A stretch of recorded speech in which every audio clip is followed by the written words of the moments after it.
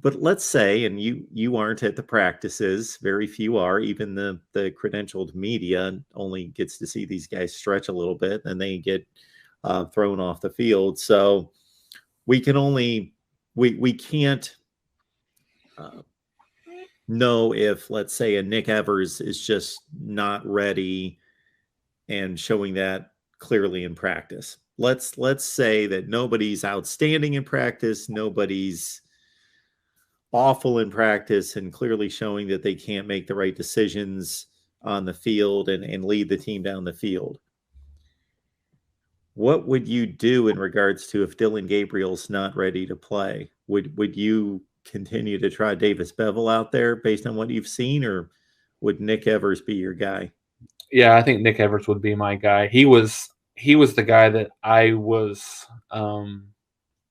secretly kind of hoping would get the nod against Texas. Now I understand. I mean, you don't want to put a kid out there that's absolutely not ready and just absolutely destroy his confidence in his development. So I understand that component of it.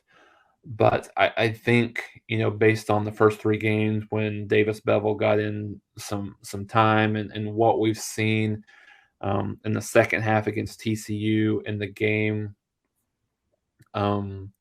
against Texas, I think I've seen enough of what he can do to know that he is incapable of moving this team down the field.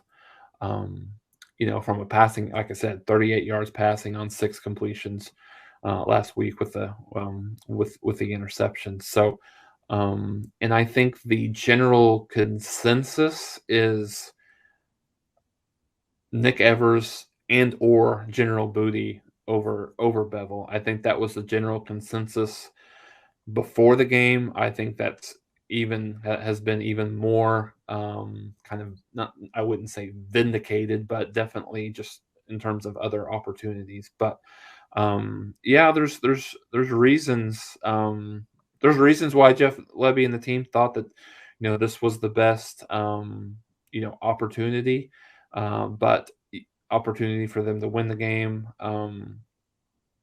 It's hard to believe. Right. I mean, it's hard to believe the offense that they ran half the time, and kind of the playbook that they had for Davis Beville, that he that gave Oklahoma the best chance to to win this game. But I would go over youth. I would go youth going forward. I mean, Beville was a third string quarterback at Pitt. Nick Evers was a 4-star guy. So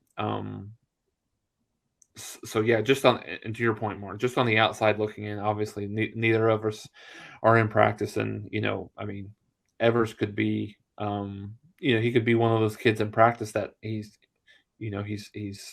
not as familiar with the playbook as Davis Beville is. He's not able to run the team as well as Davis Beville was, just from an organization perspective. But I would certainly give him an opportunity. And I don't know, Mark. I mean, I would, and maybe this is overreaction, I think I would probably give.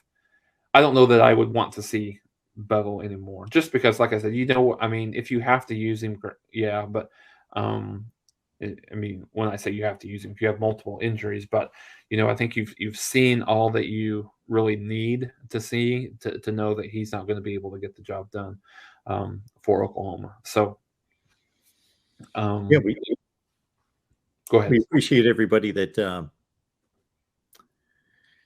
took part in our poll. So this is going into the Texas game. So this was 5 days ago that this was posted, but I just wanted to acknowledge and recognize everybody that they responded to the poll that Jason posted leading into the Texas game. And it's interesting to note, this is before the Davis Beville performance against Texas.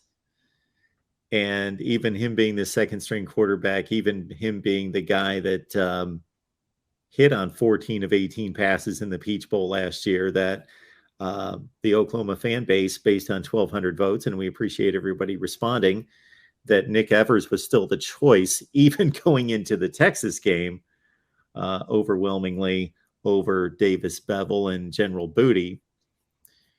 We also had, let's see, another poll where simply we asked for the winner here, and we understand this is an Oklahoma channel, so despite Texas looking much better going into the game, hey, even though I picked Texas to win the game, I thought, yeah, give me that touchdown. This is always a one-score game regardless, so shoot, Oklahoma's going to bounce back. They're going to show a lot of pride and pull things together from the TCU game. So Texas should win this game, but shoot, I'll take the 7 or 7.5 points. So I don't fault anyone there, especially on an Oklahoma channel, expecting the Sooners, or hoping, I think more, that's a hopeful vote right there for the Sooners.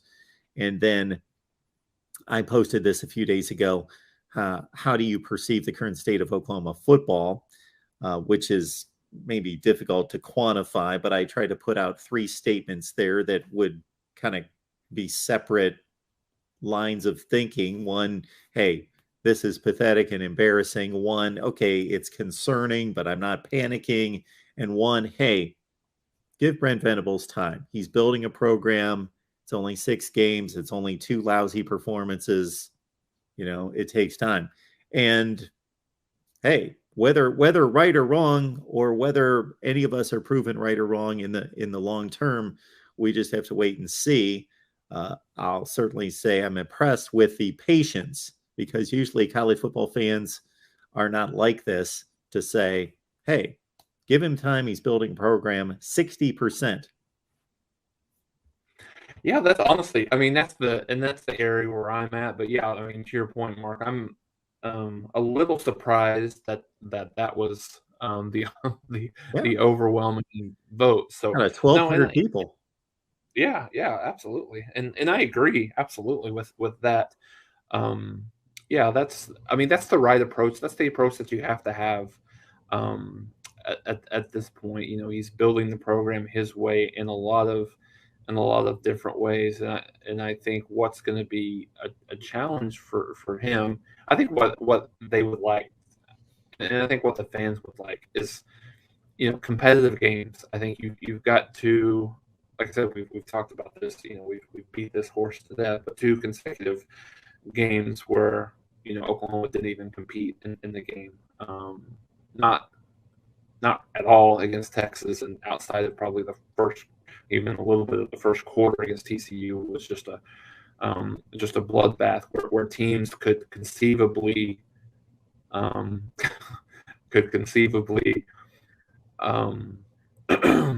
give up 70 points in either one of these 2 games. So, and you're thinking, Mark, that when you look at the rest of the season, you still got, at this point now, I think Texas is definitely going to be in the conversation for the Big 12 championship this year. Without a doubt, with the way that they're playing right now. But you also think about, you've got 2 teams, even though it's at home, that are probably a little bit better than Texas, at least right now, in Oklahoma State and Baylor.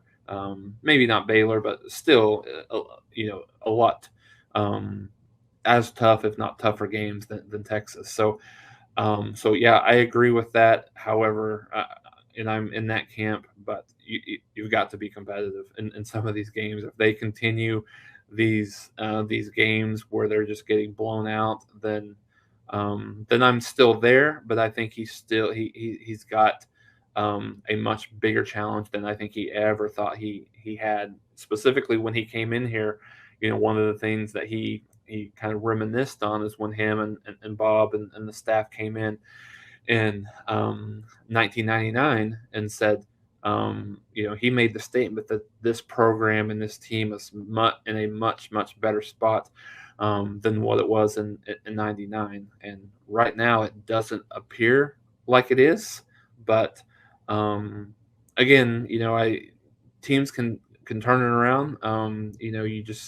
They just need a couple of good things to happen early on. What's been the big thing against Kansas State last 3 games, and even UTEP, is they've gotten down early, and in all of these games, they were obviously they were down early against Texas early and often. They were down early against TCU, and then got down a couple of scores against Kansas State, but fought their way back a little bit in that one. So yeah, they just need something good to happen to give them a little bit of confidence, because their confidence is, I would assume, not inside that locker room, about as low as it could possibly be right now.